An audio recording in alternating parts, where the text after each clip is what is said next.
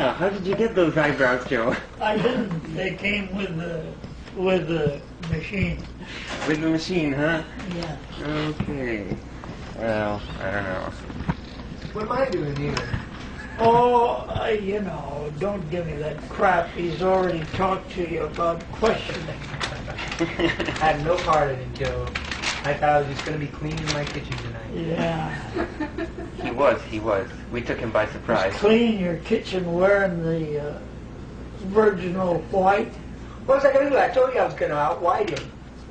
What am I going to do this to offset you? So Good, good. All right. to reflect you back. It's okay. Oh. You don't have to have that light on if you don't wish. No, I like it actually. I Okay. would like the more light we can get, the better. Okay. Put my hot bug on. Oh, it's getting that high in the basement now. We were, yeah, right. We were thinking what ponderous questions to ask you. What is the most important thing that we want to know? And what's it all about, Joe? It's all about falling awake. Awake to the reality which you really are, and which everyone is. Mm. That's what we're working on. So it's really a matter of awareness. When you said awareness, you said a concluding word that covers it all. Awareness. But awareness of not only the fact that you're living in a physical vehicle, a body, but the only way you're contacting reality outside of a mental process is through your senses. Your eyes, ear, nose, and so forth. Huh? Mm-hmm. But there is a part of you behind the mind, consciousness itself. And it is combining the head and the heart as far as your mentality and as far as your emotions are concerned. They're really both out of one source.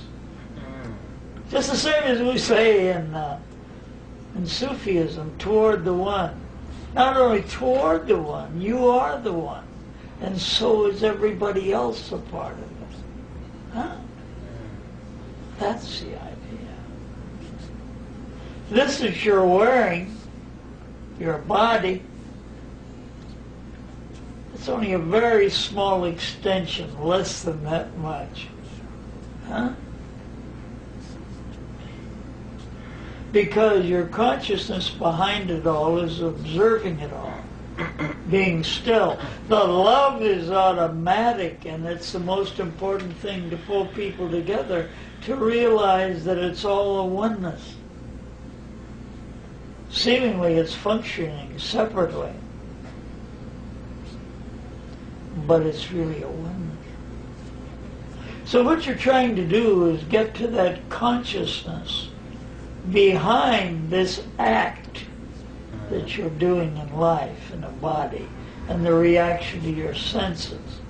And you fall awake when you get to the point that you can, with your eyes wide open and acting your life out just as it is, to be aware of that other part of you that's just observing it all and understanding it and not being hooked by it. So that they have to have this or they have to have that. That's the whole thing. Once you've come to the point of non-attachment or harmony, there you are. Everything's okay. I'll tell you, you have moments of it all the time in your life. When you first wake up in the morning, Yeah. after you go to the bathroom, Yeah. the next thing, even while you're going to the bathroom, says, I'm here. Who is the I? Who is the I that's saying I? What is the I? Is the I your physical body? It's a part of it, yes. But is it the essence of it that comes to that conclusion? Is it something in the brain that contains all the events of your life so that when you wake up the next day, you know it's you? Huh? Well, what is it that contains that? The brain doesn't contain it. Your consciousness contains it. And your consciousness is ever the same. It is clear awareness. It's no thing. But if you understand that you are no thing, then you can understand everything. And then you have fallen away. Yeah, you make it sound so simple. Well, that's it. You wanted a synopsis, I'm telling you. That's it. We have some people that are polarized mostly with their emotional nature. We have other people that are polarized in their intellectual nature. And if it's in the intellectual nature, sooner or later, they have to find the other side and tie it up with it before it functions or before you can get through to it. So both are needed. Hmm? Both are needed, the emotional and the intellectual. But the attachment of the emotional sooner or later turns to the reality itself. That's what is making it all happen. Not just the particular events in anyone's life, but all of it is, well, there's a set of words that covers it very nicely. The manifested universe is the keyboard upon which the master artist of spiritual reality plays a symphonic arrangement of life.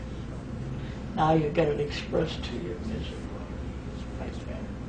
Now, where did I get that verse? Well, when it first came to me, I thought that, well, Miller, you've taken something out of context that you read in some book, and you're using it as your own. So I dug back in my own consciousness to see where I'd heard it in any book, and I hadn't. I got it one morning after doing a midnight show in a burlesque house, no less. I went home, went up on the roof of the apartment I was living in. And just as daylight was coming, that the whole thing came to me just like that. That part of it, the words that I've given. Wow. I was going to ask you a little bit about that. How did you move on from vaudeville to esotericism? Well, the thing was that I just went along with the tide. Thing I could do to make a living was sing. So I made a living singing. But prior to that, I drove a truck, I painted houses, I wallpapered the inside of rooms, did all that. But that was seasonal, see? I did not have any formal education other than the 8th grade in school. So anything that I know of these other things, that's been my hobby. That was the thing I was really living for. But you have to eat and sleep, don't you? Yeah, yeah. But was there a period in time in your life when you sort of discovered the spiritual quest, or was it there with you from the beginning, or how did you... I always wanted to know. I always wanted to know what it was all about. From the time I was a little kid, which I remember I was still in a crib, but it was a crib for a kid that could live in it, you know, till he was about 4 or 5.